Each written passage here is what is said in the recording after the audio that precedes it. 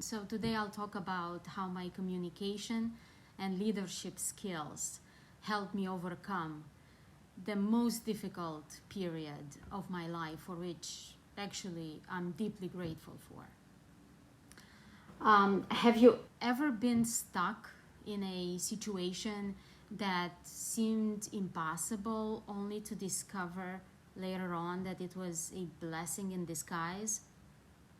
If you have, or you currently are, you're not alone.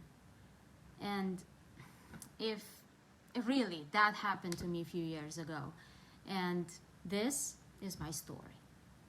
On a November day in 2018, I traded my designer shoes and jewelry for handcuffs and shackles that were tied together around my waist with a thick chain and lock. I was escorted out of the courthouse by federal marshals after I lost trial to the Metropolitan Correctional Center, MCC. Yes, the one where El Chapo was being held and the one where Jeffrey Epstein died. The first time I entered MCC was many years ago as an attorney, when I went to see a client who was detained there. It was a terrifying experience.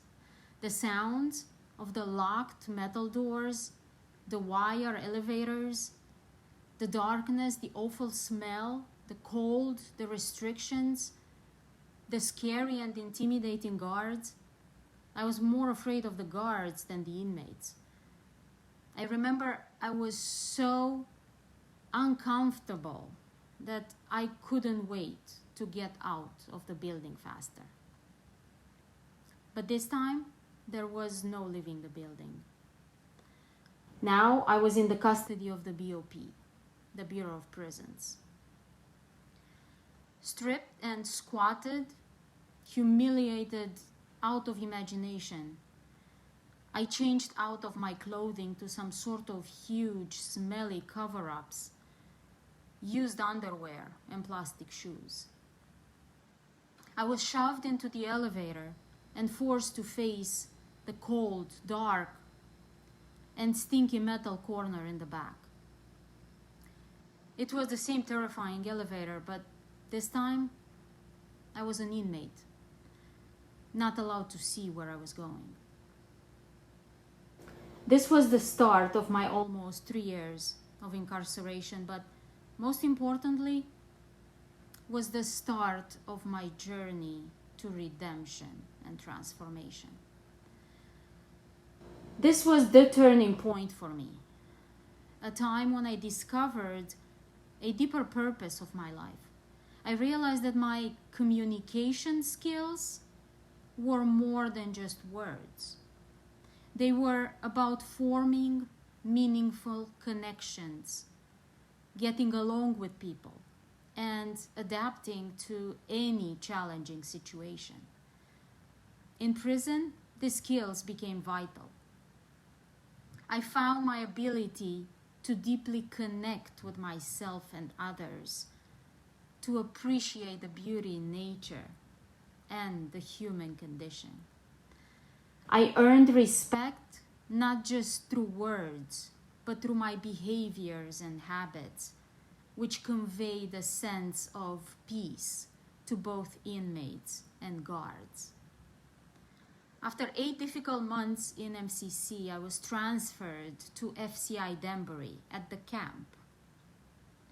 The experience was surreal, from restraints, locked doors, and toilets out in the open, to the freedom of no locked doors, a building on top of a hill, large dormitories and halls, with minimal comfort but surrounded by the incredible landscapes.